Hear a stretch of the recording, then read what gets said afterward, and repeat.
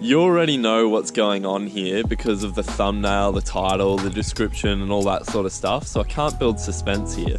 But I've just picked up a new sounder from Trellies and I'm about to jump in the car and head down to SL Hobie to pick up a new kayak.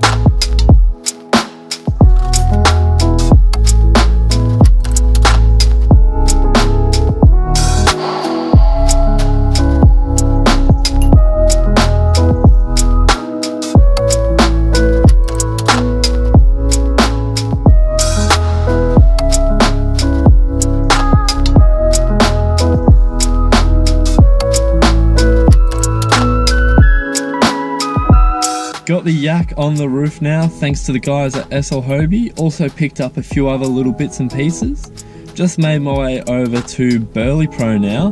Going to be doing the electronics fit out, a few other little bits and pieces to get this ready to go out on the water.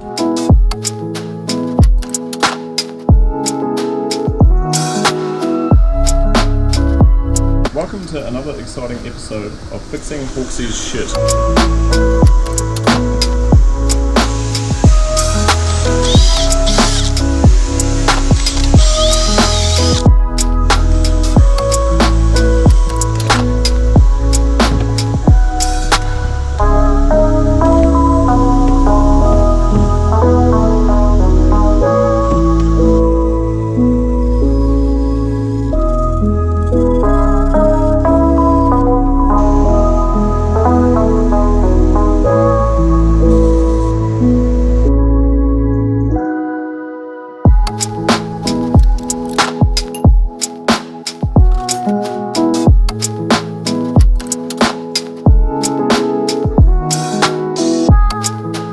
All finished up with all the electronics install now. For anyone who wants to see that in a bit more detail, I'll link a blog post that Marty's done down below. Just goes through what he did throughout the fit out and all the little intricate things about it rather than a quick montage of what went on. I'm gonna run you through what I've got, what I've done with it so far and why I've done those things now. So to start things off, the kayak is a 2020 Hobie Outback.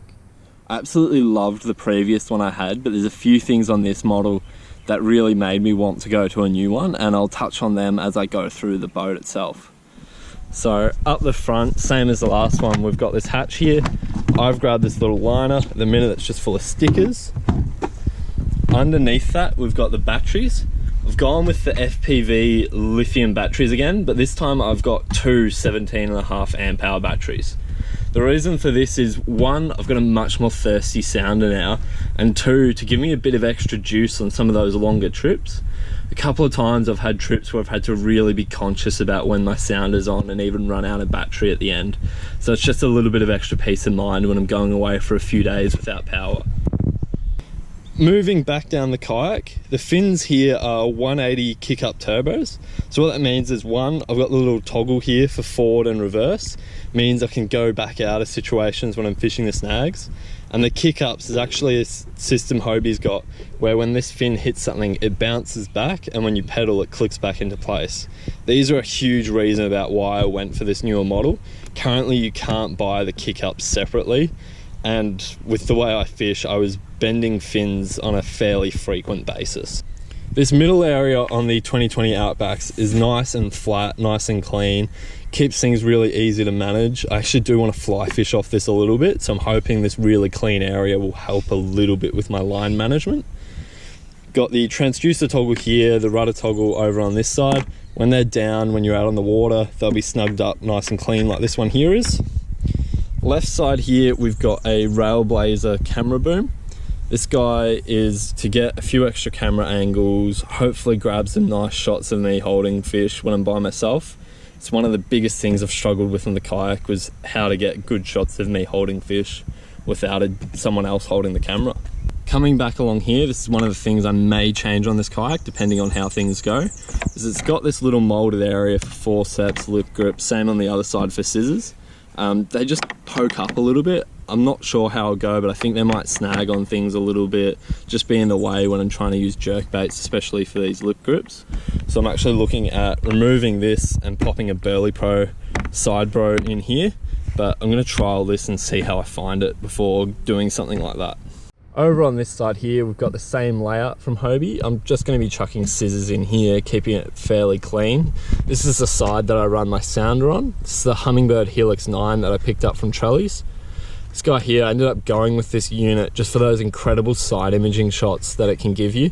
Really helps in finding fish, knowing what they are, where they are, situated around the snags. Great target separation and everything else associated with it.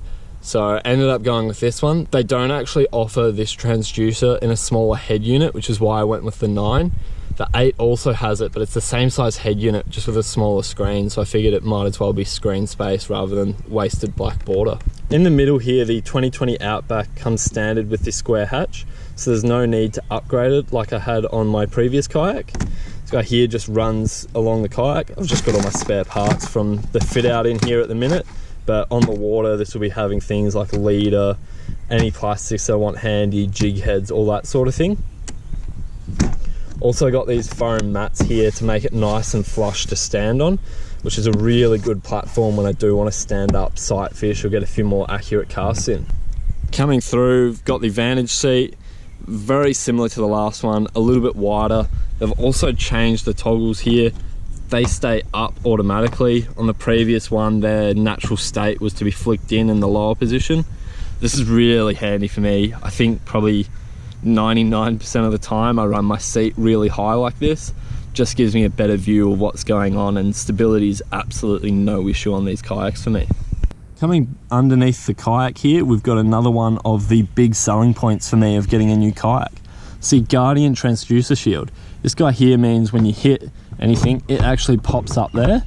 You'll see I've still got the Burley Pro cover on it. That's just because this protects you really well from any front on or straight underneath collisions like that. But anything that hits you side on that you drift into would still hit it if you didn't have this cover. They're relatively cheap, and the transducer is one of the most expensive bits on the kayak, so it's a bit of a no-brainer for me to chuck the cover on it as well. Gone with the sand wheels on this one. Slightly heavier kayak, and I already had a couple of little issues with the heavy duty cart not rolling over sand and more so going through the sand. So these should help me roll over that softer sand and make my life a lot easier on those beach launches. Up the back here, keeping things nice and clean to begin with, just running that same milk crate setup that I had on the previous kayak. A few rod holders around the outside, a little bit of storage in the middle. I'm looking at running a H-rail along here with a few rod holders on it. The main reason for that is in the comps I'll be running the live well here. Just keeps my rods separate to the live well. I found with my current setup they angle out a bit, which is an absolute pain at those start lines. The other thing as well is I'm looking at doing a few kayak-based camping trips, and the ability to have my rods here and leave this middle deck space to run a big dry bag, all my camping gear, you know, my tent, sleeping mat, all that sort of hiking gear, sleeping bag down the middle, and then keeping it so I can still have my rod holders here at the same time.